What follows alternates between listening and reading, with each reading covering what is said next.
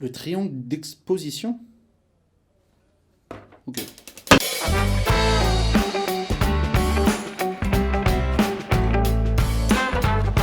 Bonjour tout le monde et bienvenue dans la boîte à rush de la France Linade. Aujourd'hui, on se retrouve pour parler du triangle d'exposition. Mais qu'est-ce que le triangle d'exposition? Ce triangle réunit 3 paramètres pour commencer à constituer une image dite cinématographique. Ces 3 paramètres sont l'ISO, la vitesse d'obturation et l'ouverture. Tout d'abord, l'ISO, c'est la sensibilité de votre capteur à la lumière. C'est votre capteur qui est situé à l'intérieur de votre caméra qui vient figer l'image. Ce capteur a une sensibilité native, une sensibilité qui lui est propre. Par exemple, pour cette Ursa qui nous filme actuellement, la sensibilité native est de 800 ISO.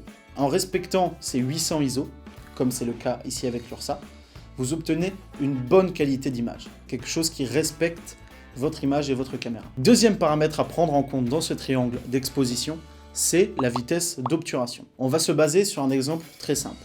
On a un appareil photo classique qu'on veut régler pour faire de la vidéo et plus précisément du cinéma. On va se mettre à 24 images par seconde, c'est-à-dire qu'il va capter, votre appareil, 24 images en une seconde. De ce paramètre, on va en découler la vitesse d'obturation. Il y a une règle à respecter avec cette vitesse d'obturation, c'est qu'il faut la doubler par rapport à votre nombre d'images par seconde. Comme on tourne à 24 images par seconde, il faut donc mettre 1/48e de seconde à votre vitesse d'obturation. Quelle incidence ça a sur votre image? C'est que ça crée du flou de mouvement. C'est un flou qui va éviter de choquer le spectateur, puisque dans les mouvements, il y aura du flou.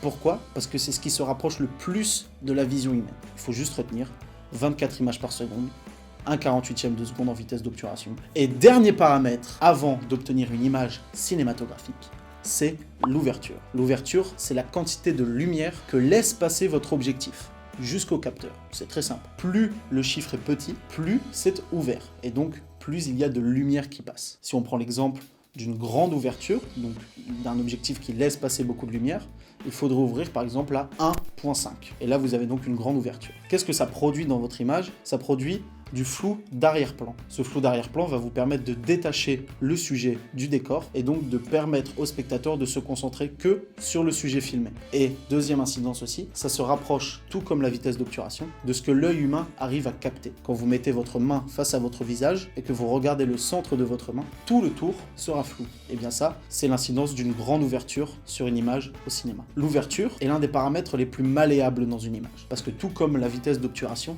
il dépend de votre intention de réalisation. Donc maintenant qu'on a vu tous ces paramètres du triangle d'exposition, attention tout de même, il ne s'agit pas d'une science exacte.